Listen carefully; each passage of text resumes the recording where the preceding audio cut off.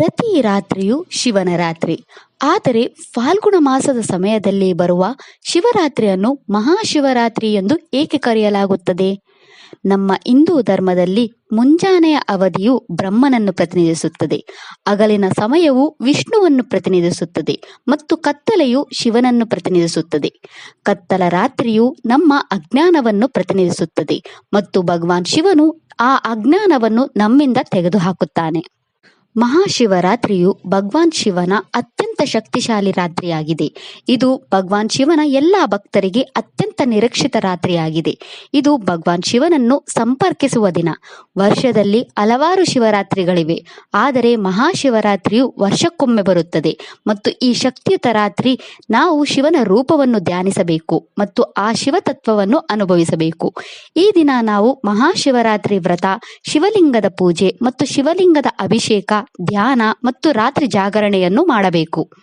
ಇಂದಿನ ಈ ವಿಡಿಯೋದಲ್ಲಿ ಮಹಾಶಿವರಾತ್ರಿ ವ್ರತವನ್ನು ಹೇಗೆ ಮಾಡಬೇಕು, ಶಿವಲಿಂಗದ ಅಭಿಷೇಕ ಹೇಗೆ ಮಾಡಬೇಕು, ಶಿವಲಿಂಗದ ಮೇಲೆ ಏನು ಅರ್ಪಿಸಬೇಕು ಮತ್ತು ಅವುಗಳಿಂದ ಏನು ಪ್ರಯೋಜನ, ಭಗವಾನ್ ಶಿವನನ್ನು ಹೇಗೆ ಧ್ಯಾನಿಸಬೇಕು, ಯಾವ ಮಂತ್ರಗಳನ್ನು ಪಠಿಸಬೇಕು ಮತ್ತು ಕೊನೆಯದಾಗಿ ಶಿವರಾತ್ರಿ ಜಾಗರಣೆಯ ಮಹತ್ವವನ್ನು ಎಂಬುದರ ಕುರಿತು ವಿವರವಾಗಿ ತಿಳಿಯೋಣ. ಇವೆಲ್ಲದರ ಬಗ್ಗೆ ತಿಳಿಯಲು ಈ ಸಂಪೂರ್ಣ ವಿಡಿಯೋವನ್ನು ನೋಡಿ. ಮೊದಲು ಶಿವರಾತ್ರಿ ಮತ್ತು ಮಹಾಶಿವರಾತ್ರಿ ನಡುವಿನ ವ್ಯತ್ಯಾಸವನ್ನು ತಿಳಿಯೋಣ. ಸೋಮವಾರ ಶಿವನಿಗೆ ಸಮರ್ಪಿತವಾದಂತೆ ಒಂದು ಮಾಸದಲ್ಲಿ 2 ಶಿವರಾತ್ರಿ ಇರುತ್ತದೆ. ಒಂದು ಹುಣ್ಣಿಮೆಯ ಮೊದಲು ಮತ್ತು ಒಂದು ಅಮಾವಾಸ್ಯೆಯ ಮೊದಲು. ಅವುಗಳನ್ನು ಮಾಸ ಶಿವರಾತ್ರಿ ಎಂದು ಕರೆಯಲಾಗುತ್ತದೆ. ಇದನ್ನು ಪ್ರದೋಷ ಕಾಲದಲ್ಲಿ ಆಚರಿಸಲಾಗುತ್ತದೆ ಮತ್ತು ಮಹಾಶಿವರಾತ್ರಿಯು ವರ್ಷಕ್ಕೊಮ್ಮೆ ಬರುತ್ತದೆ. ಈ ಮಹಾಶಿವರಾತ್ರಿಯು ವರ್ಷವಿಡೀ ದೀರ್ಘವಾದ ರಾತ್ರಿಯಾಗಿದೆ. ಈ ರಾತ್ರಿ ಎಲ್ಲ ದೇವತೆಗಳು ಎಚ್ಚರಿಕೆಯ ಸ್ಥಿತಿಯಲ್ಲಿರುತ್ತಾರೆ. ಇಡೀ ವಿಶ್ವವು ಪ್ರಚೋದನೆ ಸ್ಥಿತಿಯಲ್ಲಿರುತ್ತದೆ. ಎಲ್ಲ ನವಗ್ರಹಗಳು ಆಹ್ಲಾದಕರ ಸ್ಥಿತಿಯಲ್ಲಿರುತ್ತವೆ. ಈ ಮಹಾಶಿವರಾತ್ರಿಯನ್ನು ಸಿದ್ಧಿರಾತ್ರಿ ಎಂದು ಕರೆಯಲಾಗುತ್ತದೆ. ಈ ರಾತ್ರಿ ಶಿವಲಿಂಗ ಪೂಜೆಯನ್ನು ಮಾಡುವುದು, ಶಿವಲಿಂಗವನ್ನು ಧ್ಯಾನಿಸುವುದು, ಯಾವುದೇ ಮಂತ್ರ, ಯಾವುದೇ ಸ್ತೋತ್ರವನ್ನು ಪಠಿಸುವುದು, ಯಾವುದೇ ಪವಿತ್ರ ಗ್ರಂಥಗಳನ್ನು ಓದುವುದು ನಮಗೆ ಅಪಾರವಾದ ಪುಣ್ಯವನ್ನು ನೀಡುತ್ತದೆ. ಮೊದಲು ಮಹಾಶಿವರಾತ್ರಿ ವ್ರತದ ಬಗ್ಗೆ ತಿಳಿಯೋಣ. ಮಹಾಶಿವರಾತ್ರಿ ವ್ರತವು ಒಂದು ದಿನದ ಉಪವಾಸವಾಗಿದೆ. ಈ ದಿನದಂದು ಭಕ್ತರು ಇಡೀ ದಿನ ಶಿವಲಿಂಗವನ್ನು ಪೂಜಿಸುತ್ತಾ ಮತ್ತು ಶಿವ ಮಂತ್ರವನ್ನು ಪಠಿಸುತ್ತಾ ಉಪವಾಸ ಮಾಡುತ್ತಾರೆ. ಈ ದಿನದಂದು ಹಲವಾರು ರೀತಿಯ ಉಪವಾಸಗಳನ್ನು ಮಾಡಬಹುದು. ಅದರಲ್ಲಿ ನಿರ್ಜಲ ಉಪವಾಸವಿದೆ. ಅದರಲ್ಲಿ ನೀರನ್ನು ಸಹ ಕುಡಿಯದೆ ಸಂಪೂರ್ಣ ಉಪವಾಸವನ್ನು ಮಾಡಬಹುದು. ಉಪವಾಸದ ಇನ್ನೊಂದು ಮಾರ್ಗ ನೀರನ್ನು ಸೇವಿಸಿ ಮಾತ್ರ ಉಪವಾಸ ಮಾಡಬೇಕು. ಒಬ್ಬರು ಹಾಲು ಮತ್ತು ಹಣ್ಣುಗಳನ್ನು ಸೇವಿಸಬಹುದು ಮತ್ತು ಒಬ್ಬರು ದಿನಕ್ಕೆ ಒಂದು ಊಟವನ್ನು ಮಾತ್ರ ಸೇವಿಸಬಹುದು. ಉಪವಾಸವನ್ನು ನಿಮ್ಮ ಅನುಕೂಲತೆ ಮತ್ತು ನಿಮ್ಮ ಆರೋಗ್ಯದ ಆಧಾರದ ಮೇಲೆ ಮಾಡಲಾಗುತ್ತದೆ. ಈ ದಿನ ಅನ್ನ ಮತ್ತು ಧಾನ್ಯಗಳನ್ನು ತಿನ್ನುವುದನ್ನು ತಪ್ಪಿಸಬೇಕು. ಶಿವರಾತ್ರಿಯ ಮುಖ್ಯ ಸಾಧನೆಯು ಶಿವರಾತ್ರಿಯ ಸಂಜೆ ಪ್ರಾರಂಭವಾಗುತ್ತದೆ. ಇದನ್ನು 4 ಪ್ರಹರ ಸಾಧನೆ ಎಂದು ಕರೆಯಲಾಗುತ್ತದೆ. 3 ಗಂಟೆಗಳನ್ನು 1 ಪ್ರಹರ ಎಂದು ಕರೆಯಲಾಗುತ್ತದೆ.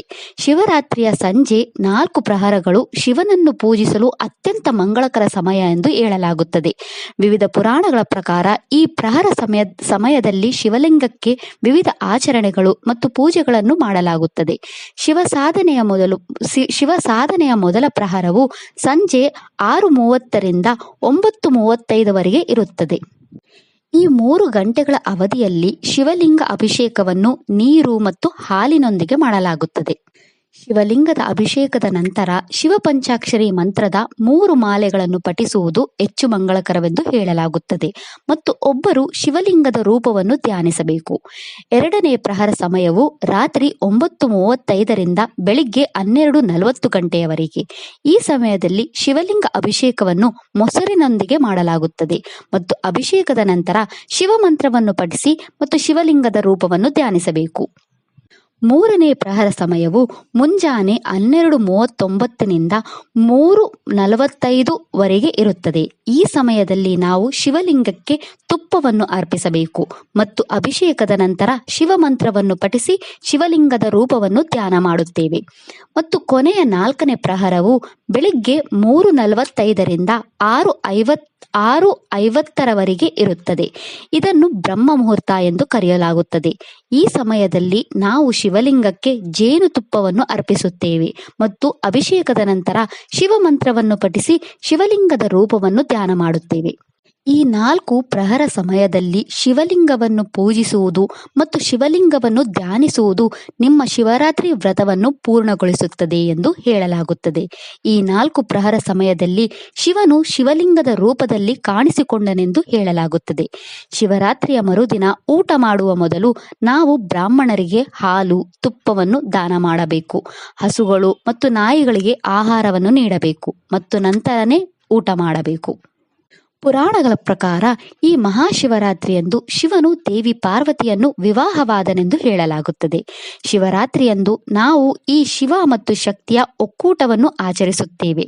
ಇದು ಹೆಚ್ಚಿನ ಪ್ರಾಮುಖ್ಯತೆಯನ್ನು ಹೊಂದಿದೆ, ಏಕೆಂದರೆ ನಮ್ಮೆಲ್ಲರೊಳಗೆ ಜಗತ್ತಿನಲ್ಲಿ ಎಲ್ಲವನ್ನು ಮಾಡಲು ಅನುಮತಿಸುವ ಶಕ್ತಿಯೂ ನೆಲೆಸಿದೆ ಮತ್ತು ನಮ್ಮಲ್ಲಿ ಹೆಚ್ಚು ಧ್ಯಾನಸ್ಥ, ಪ್ರಜ್ಞೆ ಪೂರ್ವಕ, ಅರ್ಥಗರ್ಭಿತ ಭಾಗವಾಗಿರುವ ಶಿವನ ಶಕ್ತಿಯೂ ಇದೆ.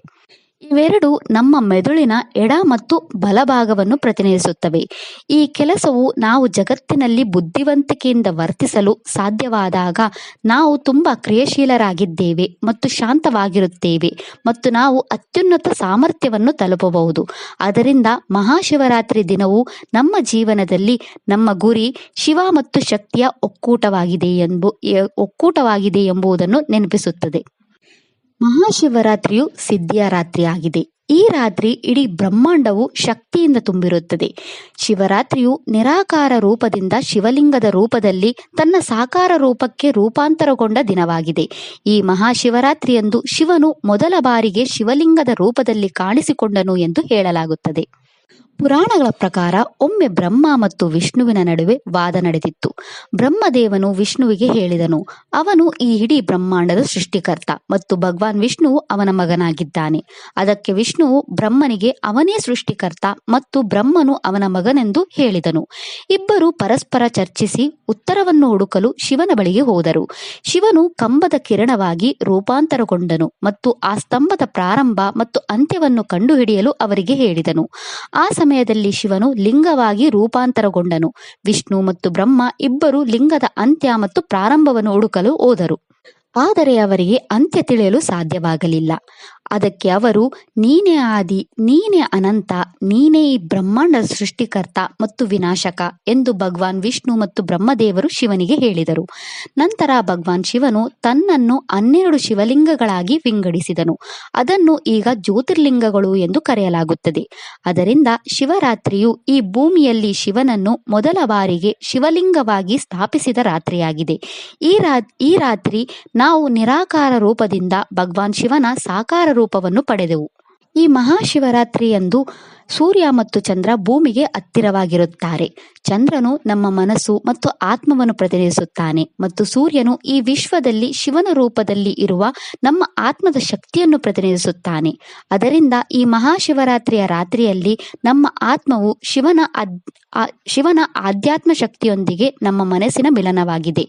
ನಮ್ಮ ಆಧ್ಯಾತ್ಮಿಕ, ನಮ್ಮ ಇಂದ್ರಿಯಗಳು, ನಮ್ಮ ವಿವೇಕ ನಮ್ಮ ಇಷ್ಟ ದೇವತೆಗೆ ಸಂಪರ್ಕಿಸುತ್ತಾ ಅಥವಾ ನಮ್ಮ ಗುರು, ಆದಿಗುರು, ಆದಿಯೋಗಿ ಶಿವನ ಸಹಾಯದಿಂದ ನಾವು ಅರ್ಥ ಮಾಡಿಕೊಳ್ಳುತ್ತೇವೆ ಮತ್ತು ಭಗವಾನ್ ಶಿವನ ಸಹಾಯದಿಂದ ನಾವು ಮೋಕ್ಷದ ದ್ವಾರವನ್ನು ತೆರೆಯುತ್ತೇವೆ. ಭಗವಾನ್ ಶಿವ ನಮ್ಮ ಆರಾಧ್ಯ. ಯಾರು ನಮ್ಮ ಆದಿಯೋಗಿ, ಯಾರು ನಮ್ಮ ಆದಿಗುರು, ಅವರೊಂದಿಗೆ ನಾವು ಅನೇಕ ವಿಷಯಗಳನ್ನು ಕಲಿಯಬಹುದು. ಶಿವನ ಬಗ್ಗೆ ಇನ್ನೊಂದು ಕಥೆ ಇದೆ. ಭಗವಾನ್ ಶಿವನು ದೇವಿ ಪಾರ್ವತಿಯನ್ನು ಮದುವೆಯಾಗಲು ಕೈಲಾಸ ಪರ್ವತದಿಂದ ಹಿಮಾಲಯ ಪರ್ವತಕ್ಕೆ ಹೋದಾಗ ಅವನು ತನ್ನ ಅಘೋರಿ ರೂಪದಲ್ಲಿ ಹೋದನು. ಅವನು ತನ್ನ ಕುತ್ತಿಗೆಯಲ್ಲಿ ಹಾವನ್ನು ಧರಿಸಿದನು. ಅವನು ತನ್ನ ಇಡೀ ದೇಹಕ್ಕೆ ಭಸ್ಮವನ್ನು ಅನ್ವಯಿಸಿದನು ಮತ್ತು ಅವನು ತಲೆಬುರುಡೆಯ ಮಾಲೆಯನ್ನು ಧರಿಸಿದನು. ಅವನು ಎಲ್ಲ ಶಿವಗಣಗಳು, ಪ್ರೇತಗಳು, ಪಿಶಾಚರು, ರಾಕ್ಷಸರು ಮತ್ತು ಬೇತಾಳಗಳೊಂದಿಗೆ ಹಿಮಾಲಯಕ್ಕೆ ಹೋದರು. ದೇವಿ ಪಾರ್ವತಿಯ ತಾಯಿಯು ಶಿವನ ಈ ರೂಪವನ್ನು ಅವನ ಗಣಗಳೊಂದಿಗೆ ನೋಡಿದಾಗ ಅವಳು ತನ್ನ ಮಗಳು ಅವನೊಂದಿಗೆ ಹೇಗೆ ವಾಸಿಸುತ್ತಾಳೆ ಎಂದು ಚಿಂತಿಸುತ್ತಿದ್ದಳು. ಆದರೆ ದೇವಿ ಪಾರ್ವತಿಯು ಶಿವನನ್ನು ಅವನ ಮೂಲ ರೂಪದಲ್ಲಿ ಮದುವೆಯಾಗಬೇಕೆಂದು ಅನೇಕ ಉಪವಾಸಗಳನ್ನು ಮಾಡಿದಳು. ಚಿಂತೆಯಲ್ಲಿದ್ದ ಪಾರ್ವತಿಯ ತಾಯಿಯನ್ನು ನೋಡಿದ ಶಿವನು ಸುಂದರ ವರನಾಗಿ ರೂಪಾಂತರಗೊಂಡನು. ಭಗವಾನ್ ಶಿವನ ಈ ಸುಂದರ ರೂಪವನ್ನು 1000 ಅದ್ಭುತ ಚಂದ್ರನಿಗೆ ಹೋಲಿಸಲಾಗಿದೆ. ಅವನ ಈ ರೂಪವನ್ನು ಚಂದ್ರಶೇಖರ ರೂಪ ಎಂದು ಕರೆಯಲಾಗುತ್ತದೆ. ಈ ಮಹಾಶಿವರಾತ್ರಿಯಂದು ಶಿವನು ತನ್ನ ಚಂದ್ರಶೇಖರ ರೂಪದೊಂದಿಗೆ ದೇವಿ ಪಾರ್ವತಿಯನ್ನು ವಿವಾಹವಾದನು. ಈ ಮಹಾಶಿವರಾತ್ರಿಯ ರಾತ್ರಿ ಲಿಂಗದ ರೂಪದಲ್ಲಿ ಶಿವನನ್ನು ಎಲ್ಲಾ ಶಿವ ದೇವಾಲಯಗಳಲ್ಲಿ ಸುಂದರವಾಗಿ ಅಲಂಕರಿಸಲಾಗುತ್ತದೆ.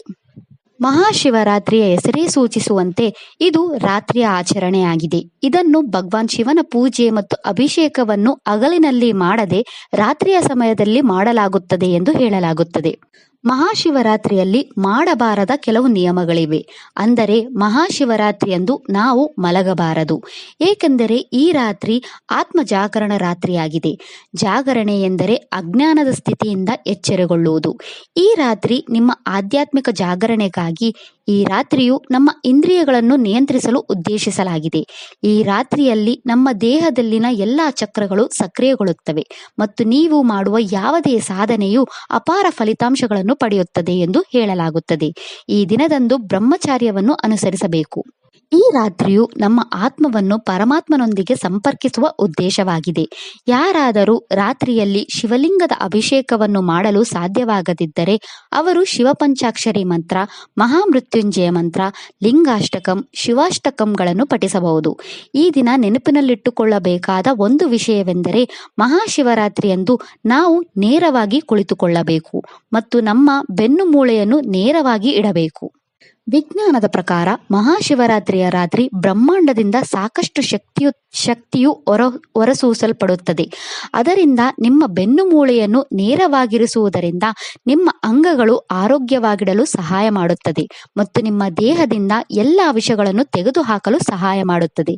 ಬೆನ್ನು ಮೂಳೆಯು ನಮ್ಮ ಜೀವನದಲ್ಲಿ ಪ್ರಮುಖ ಪಾತ್ರವನ್ನು ವಹಿಸುತ್ತದೆ. ಇದು ನಮ್ಮ ಕುಂಡಲಿನಿ ಶಕ್ತಿ ಜಾಗರಣಕ್ಕೂ ಸಹಾಯ ಮಾಡುತ್ತದೆ. ಈ ಮಹಾಶಿವರಾತ್ರಿಯಂದು ರಾತ್ರಿ ಬೆನ್ನು ಮೂಳೆಯಿಂದ ನೇರವಾಗಿ ಕುಳಿತು ಮಂತ್ರವನ್ನು ಪಠಿಸುವುದು ಅಥವಾ ಧ್ಯಾನ ಮಾಡುವುದು ನಮ್ಮ ಕುಂಡಲಿನಿ ಶಕ್ತಿಯನ್ನು ಹೆಚ್ಚಿಸಲು ಸಹಾಯ ಮಾಡುತ್ತದೆ. ಅದು ನಮಗೆ ಬ್ರಹ್ಮಾಂಡದೊಂದಿಗೆ ಸಂಪರ್ಕ ಸಾಧಿಸಲು ಸಹಾಯ ಮಾಡುತ್ತದೆ ಮತ್ತು ನಮ್ಮ ಇಷ್ಟ ದೇವತೆಯೊಂದಿಗೆ ಸಂಪರ್ಕ ಸಾಧಿಸಲು ಸಹಾಯ ಮಾಡುತ್ತದೆ. ಮಹಾಶಿವರಾತ್ರಿಯು ವೈರಾಗಿ, ಅಘೋರಿ, ಸನ್ಯಾಸಿಯಾಗಿರುವ ಶಿವನು ಪ್ರಕೃತಿ ಶಕ್ತಿ ಸ್ವರೂಪಳಾದ ದೇವಿ ಪಾರ್ವತಿಯೊಂದಿಗೆ ಐಕ್ಯವಾದ ದಿನ. ಇದು ಶಿವನು ತನ್ನ ಗೃಹಸ್ಥ ಜೀವನವನ್ನು ಪ್ರಾರಂಭಿಸಿದ ದಿನ. ನಮ್ಮ ಹಿಂದೂ ಧರ್ಮದಲ್ಲಿ ಮದುವೆಯಾಗಲು ಬಯಸುವ ಕನ್ಯಾ ಭಗವಾನ್ ಶಿವ ಮತ್ತು ಪಾರ್ವತಿಯನ್ನು ಪೂಜಿಸಬೇಕೆಂದು ಹೇಳಲಾಗುತ್ತದೆ ಮತ್ತು ವಿವಾಹಿತ ಮಹಿಳೆಯರು ತಮ್ಮ ಸಂತೋಷದ ವೈವಾಹಿಕ ಜೀವನಕ್ಕಾಗಿ ಭಗವಾನ್ ಶಿವ ಮತ್ತು ಪಾರ್ವತಿಯನ್ನು ಪೂಜಿಸಲು ಸಹ ಹೇಳಲಾಗುತ್ತದೆ. ಮಹಾಶಿವರಾತ್ರಿಯಂದು ಹೆಣ್ಣು ತನ್ನ ಮದುವೆಯಾಗಲು ಬಯಸಿದ ವ್ಯಕ್ತಿ ಅಥವಾ ಮದುವೆಯಾಗಲಿರುವ ವ್ಯಕ್ತಿಗೆ ಶಿವನ ಎಲ್ಲಾ ಗುಣಗಳು ಇರಬೇಕು ಎಂದು ಕೇಳುವ ದಿನವಾಗಿದೆ. ಭಗವಾನ್ ಶಿವ ಮುಗ್ಧ. ಸರಳವಾದ ಅಭಿಷೇಕ ಅಥವಾ ಭಕ್ತಿಯೊಂದಿಗೆ ಒಂದು ಬಿಲ್ವ ಪತ್ರೆಯನ್ನು ಅರ್ಪಿಸುವ ಮೂಲಕ ಅವನು ಸುಲಭವಾಗಿ ಸಂತೋಷ ಪಡುತ್ತಾನೆ. ಶಿವನು ನಮ್ಮ ಭಾವನೆಯನ್ನು ಬಹಳ ಸುಲಭವಾಗಿ ಅರ್ಥ ಮಾಡಿಕೊಳ್ಳುತ್ತಾನೆ ಎಂದು ಹೇಳಲಾಗುತ್ತದೆ. ಈ ಮಹಾಶಿವರಾತ್ರಿಯ ದಿನದಂದು ನಿಮ್ಮ ಬಯಕೆಯನ್ನು ನಂದಿಯ ಕಿವಿಯಲ್ಲಿ ಹೇಳಿದರೆ ಅದು ಭಗವಾನ್ ಶಿವನನ್ನು ತಲುಪುತ್ತದೆ. ಈ ದಿನ ನಂದಿಯ ಕೊರಳಿಗೆ ಗಂಟೆ ಕಟ್ಟುವುದರಿಂದ ನಿಮ್ಮ ಎಲ್ಲ ಆಸೆಗಳು ಈಡೇರುತ್ತವೆ ಎಂದು ಹೇಳಲಾಗುತ್ತದೆ. ಮಹಾಶಿವರಾತ್ರಿಯಂದು ಗಣೇಶ, ದೇವಿ ಪಾರ್ವತಿ, ಕಾರ್ತಿಕೇಯ ಮತ್ತು ದೇವಿ ಅಶೋಕ ಸುಂದರಿಯಂತಹ ಭಗವಾನ್ ಶಿವ ಪರಿವಾರದ ಜೊತೆಗೆ ಭಗವಾನ್ ಶಿವನನ್ನು ಪೂಜಿಸುವುದು ನಮ್ಮ ಕುಟುಂಬವನ್ನು ಸದೃಢವಾಗಿ ಮತ್ತು ತೊಂದರೆ ಮುಕ್ತವಾಗಿಡಲು ಸಹಾಯ ಮಾಡುತ್ತದೆ. ಮಹಾಶಿವರಾತ್ರಿಯಂದು ಶಿವಲಿಂಗ ಅಭಿಷೇಕದ ಹೊರತಾಗಿ ಶಿವನ ವಾಹನ ನಂದಿಯನ್ನು ಪೂಜಿಸುವುದು ಮತ್ತು ನಂದಿಗೆ ಅಭಿಷೇಕವನ್ನು ಮಾಡುವುದರಿಂದ ಭಗವಂತ ಶಿವನನ್ನು ಮೆಚ್ಚಿಸುತ್ತದೆ. ಈ ಮಹಾಶಿವರಾತ್ರಿಯ ದಿನದಂದು ನಂದಿಯನ್ನು ಪೂಜಿಸುವುದು, ನಂದಿಗೆ ಅಭಿಷೇಕವನ್ನು ಮಾಡುವುದರಿಂದ ಭಗವಾನ್ ಶಿವನನ್ನು ಸಂಪರ್ಕಿಸಲು ಸಹಾಯ ಮಾಡುತ್ತದೆ. ಶಿವನಿಗೆ ನಮ್ಮ ಇಷ್ಟಾರ್ಥಗಳನ್ನು ತಲುಪುವ ಏಕೈಕ ವ್ಯಕ್ತಿ ಎಂದರೆ ನಂದಿ. ಅದರಿಂದ ನಂದಿಯನ್ನು ಪೂಜಿಸುವುದು ಶಿವನ ಆಶೀರ್ವಾದವನ್ನು ಪಡೆಯಲು ನಮಗೆ ಸಹಾಯ ಮಾಡುತ್ತದೆ. ನಂದಿಯು ನಮ್ಮ ಜೀವನದಲ್ಲಿ ನಿರ್ಧಾರಗಳನ್ನು ತೆಗೆದುಕೊಳ್ಳಲು ಮಾನಸಿಕ ಸ್ಪಷ್ಟತೆಯೊಂದಿಗೆ ನಮಗೆ ಆಶೀರ್ವಾದಿಸುತ್ತಾನೆ. ಅದು ನಮ್ಮನ್ನು ದೃಢವಾಗಿ ಆತ್ಮವಿಶ್ವಾಸವನ್ನು ನೀಡುತ್ತದೆ ಮತ್ತು ನಮಗೆ ಅಪಾರವಾದ ಶಿವಭಕ್ತಿಯನ್ನು ನೀಡುತ್ತಾನೆ. ನಾವು ಮನೆಯಲ್ಲಿ ಪಾರ್ಥಿವ ಶಿವಲಿಂಗವನ್ನು ಪೂಜಿಸುವುದರಿಂದ ಎಲ್ಲಾ ನಕಾರಾತ್ಮಕ ಶಕ್ತಿಗಳನ್ನು ದೂರವಾಗುತ್ತವೆ. ಈ ಮಹಾಶಿವರಾತ್ರಿಯಂದು ಭಗವಾನ್ ಶಿವ ಮತ್ತು ದೇವಿ ಪಾರ್ವತಿಯನ್ನು ಪೂಜಿಸುವುದರಿಂದ ನಮಗೆ ಉತ್ತಮ ಆರೋಗ್ಯ, ಸಂಪತ್ತು, ಸಮೃದ್ಧಿ, ದೀರ್ಘ ಆಯುಷ್ಯ, ಉತ್ತಮ ಜೀವನ ಸಂಗಾತಿ, ನಮ್ಮ ಜೀವನದಿಂದ ಎಲ್ಲ ನಕಾರಾತ್ಮಕತೆಯನ್ನು ತೊಡೆದುಹಾಕಲು ಮತ್ತು ಸಕಾರಾತ್ಮಕತೆಯನ್ನು ನಿರ್ಮಿಸಲು ಅನುಗ್ರಹಿಸುತ್ತದೆ. ಈ ಮಹಾಶಿವರಾತ್ರಿ ರಾತ್ರಿಯು ಭಗವಾನ್ ಶಿವನೊಂದಿಗೆ ಸಂಪರ್ಕ ಹೊಂದಲು ಮತ್ತು ನಮ್ಮ ದೇಹ, ಮನಸ್ಸು ಮತ್ತು ಆತ್ಮವನ್ನು ಶುದ್ಧೀಕರಿಸಲು ಸಹಾಯ ಮಾಡುತ್ತದೆ. ಭಗವಾನ್ ಶಿವನ ಹಲವು ಮಂತ್ರಗಳಿವೆ. ಆದರೆ ಅತ್ಯಂತ ಶಕ್ತಿಶಾಲಿ ಮಂತ್ರ ಮತ್ತು ಶಿವನನ್ನು ಹೆಚ್ಚು ಮೆಚ್ಚಿಸುವ ಮಂತ್ರವೆಂದರೆ ಶಿವ ಪಂಚಾಕ್ಷರಿ ಮಂತ್ರ. ಈ ಮಂತ್ರವನ್ನು ಮಹಾಶಿವರಾತ್ರಿ ರಾತ್ರಿ ಪೂರ್ತಿ ಪಠಿಸಬೇಕು. ನೀವು ಇತರ ಶಿವ ಮಂತ್ರಗಳನ್ನು ಪಠಿಸಬಹುದು. ಶಿವಲಿಂಗ ಅಭಿಷೇಕ ಮಾಡುವಾಗ ಓಂ ನಮಃ ಶಿವಾಯ ಎಂಬಂತೆ ಶಿವ ಮೂಲ ಮಂತ್ರವನ್ನು ಜಪಿಸಬಹುದು. ಅಭಿಷೇಕದ ಸಮಯದಲ್ಲಿ ನಾವು ಲಿಂಗಾಷ್ಟಕಂ, ಬಿಲ್ವಾಷ್ಟಕಂ, ಶಿವಾಷ್ಟಕಂ, ರುದ್ರ ಸೂಕ್ತಂ ಪಠಿಸಬಹುದು. ಶಿವಲಿಂಗದ ಅಭಿಷೇಕ ಮಾಡುವಾಗ ಅಥವಾ ಶಿವಲಿಂಗದ ಮೇಲೆ ಬಿಲ್ವಪತ್ರೆ ಎಲೆಗಳನ್ನು, ಹೂವುಗಳನ್ನು ಅರ್ಪಿಸುವಾಗ ಶಿವ ಅಷ್ಟೋತ್ತರ ಅಥವಾ ಶಿವ ಸಹಸ್ರನಾಮವನ್ನು ಪಠಿಸಬಹುದು. ಮದುವೆಯಾಗುವ ಎಲ್ಲ ಹುಡುಗಿಯರು ಅಥವಾ ಹುಡುಗರು ಅಥವಾ ಹುಡುಗಿಯರು ಅಥವಾ ಶೀಘ್ರದಲ್ಲೇ ಮದುವೆಯಾಗಲು ಇರುವವರು ಶಿವನ ಈ ನಾಮಗಳನ್ನು ಜಪಿಸಬೇಕು. ಅದು ಓಂ ಪಾರ್ವತೀನಾಥಾಯ ನಮಃ, ಓಂ ಪಾರ್ವತಿ ಪತಿಯೇ ನಮಃ, ಓಂ ಉಮಾಮಹೇಶ್ವರಾಯ ನಮಃ, ಓಂ ಗೌರೀಶಂಕರಾಯ ನಮಃ, ಓಂ ಅರ್ಧನಾರೇಶ್ವರಾಯ ನಮಃ ಮತ್ತು ಓಂ ಪಾರ್ವತಿ ಪರಮೇಶ್ವರಾಯ ನಮಃ. ಶಿವನ ಈ ನಾಮಗಳನ್ನು ಜಪಿಸುವುದರಿಂದ ನೀವು ಬಯಸಿದ ಜೀವನ ಸಂಗಾತಿ, ಉತ್ತಮ ವೈವಾಹಿಕ ಜೀವನವನ್ನು ಪಡೆಯಲು ಮತ್ತು ನಿಮ್ಮ ವೈವಾಹಿಕ ಜೀವನದಲ್ಲಿನ ಎಲ್ಲ ಸಮಸ್ಯೆಗಳನ್ನು ತೊಡೆದುಹಾಕಲು ಸಹಾಯ ಮಾಡುತ್ತದೆ. ಶಿವ ಪಂಚಾಕ್ಷರಿ ಮಂತ್ರ ಅಥವಾ ಶಿವ ಪಂಚಾಕ್ಷರಿ ಸ್ತೋತ್ರವನ್ನು ಪಠಿಸುವುದರಿಂದ ಉತ್ತಮ ಆರೋಗ್ಯ, ಸಂಪತ್ತು, ಸಮೃದ್ಧಿ, ಸೌಂದರ್ಯವನ್ನು ತರುತ್ತದೆ. ನಿಮ್ಮ ಜೀವನದಲ್ಲಿನ ಎಲ್ಲ ಅಡೆತಡೆಗಳು ಮತ್ತು ಸಮಸ್ಯೆಗಳನ್ನು ತೆಗೆದುಹಾಕುತ್ತದೆ. ಶಿವಲಿಂಗದ ಅಭಿಷೇಕದ ನಂತರ 51 ಬಾರಿ ಲಿಂಗಾಷ್ಟಕಂವನ್ನು ಪಠಿಸುವುದರಿಂದ ನಮಗೆಲ್ಲ ಸಿದ್ಧಿಗಳನ್ನು ನೀಡುತ್ತದೆ ಮತ್ತು ನಿಮ್ಮ ಜೀವನದಲ್ಲಿ ಎಲ್ಲ ಆರ್ಥಿಕ ಸಮಸ್ಯೆಗಳನ್ನು ಪರಿಹರಿಸುತ್ತದೆ ಎಂದು ಹೇಳಲಾಗುತ್ತದೆ. ರುದ್ರಾಷ್ಟಕಂ ಅಥವಾ ರುದ್ರ ಸೂಕ್ತವನ್ನು ಪಠಿಸುವುದು ಶಿವಲಿಂಗಕ್ಕೆ ಸಾವಿರಾರು ರುದ್ರಾಭಿಷೇಕವನ್ನು ಮಾಡುವಂತೆಯೇ ಇರುತ್ತದೆ. ಈ ರುದ್ರ ಸೂಕ್ತವನ್ನು ಪಠಿಸುವುದರಿಂದ ಎಲ್ಲ ವೃತ್ತಿ ಸಮಸ್ಯೆಗಳನ್ನು ಪರಿಹರಿಸುತ್ತದೆ. ಅನಾರೋಗ್ಯದಿಂದ ಬಳಲುತ್ತಿರುವವರು, ಗುಣಪಡಿಸಲಾಗದ ಕಾಯಿಲೆಗಳು ಅಥವಾ ಯಾವಾಗಲೂ ಹಾಸಿಗೆ ಹಿಡಿದಿರುವವರು ಮಹಾಮೃತ್ಯುಂಜಯ ಮಂತ್ರವನ್ನು ಪಠಿಸಬೇಕು. ಜನರು ವೈವಾಹಿಕ ಸಮಸ್ಯೆಗಳನ್ನು ಎದುರಿಸುತ್ತಿದ್ದರೆ, ಗಂಡ ಮತ್ತು ಹೆಂಡತಿಯ ನಡುವೆ ತಪ್ಪು ತಿಳುವಳಿಕೆ, ದಂಪತಿಗಳ ನಡುವೆ ಯಾವುದೇ ತಿಳುವಳಿಕೆ ಇಲ್ಲದಿದ್ದರೆ ಅವರು ಉಮಾಮಹೇಶ್ವರ ಸ್ತೋತ್ರ, ಅರ್ಧನಾರೇಶ್ವರ ಸ್ತೋತ್ರವನ್ನು ಪಠಿಸಬೇಕು ಅಥವಾ ಅವರು ಗೌರಿ ಕಲ್ಯಾಣವನ್ನು ಓದಬಹುದು. ತಮ್ಮ ಹೊಸ ವೃತ್ತಿ ಜೀವನ, ಹೊಸ ವ್ಯವಹಾರ, ಹೊಸ ಸ್ಟಾರ್ಟ್ಅಪ್ ಕಂಪನಿ ಅಥವಾ ಯಾವುದೇ ಹೊಸ ಕೆಲಸವನ್ನು ಪ್ರಾರಂಭಿಸಲು ಬಯಸುವ ಜನರು ನಟರಾಜ ಸ್ತೋತ್ರಂ ಅಥವಾ ನಟರಾಜ ಸ್ತುತಿಯನ್ನು ಪಠಿಸಬೇಕು.